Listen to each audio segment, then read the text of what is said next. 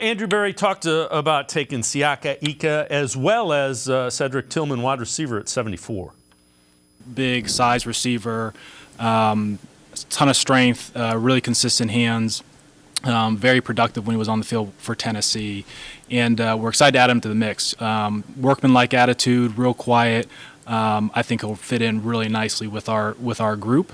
And then Siaki, he's another player that we really identified early in the scouting process.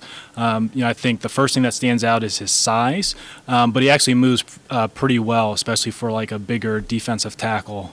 We saw him as more scheme versatile, even though he played in an odd front at Baylor.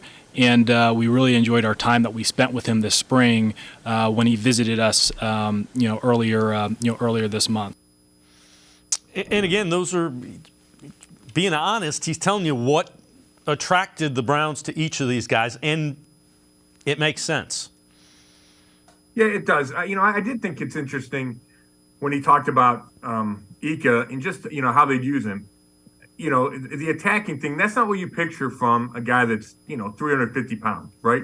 You think of him as a two-gap guy, but yet that's not how, at least they're saying, they plan to use him. They want to get him up the field and attack. And that's why it feels that's why it's interesting to me, because that's not like the body type you would think of. That's not how he played at LSU. I know he did more of that after he transferred to Baylor. But I thought it was really fascinating to hear Andrew talk about it, and then obviously the Jim Schwartz Ferrari phone call. Yeah, and again, we'll hear from that a little bit later, but it's you get the idea of at least what they think these guys project as.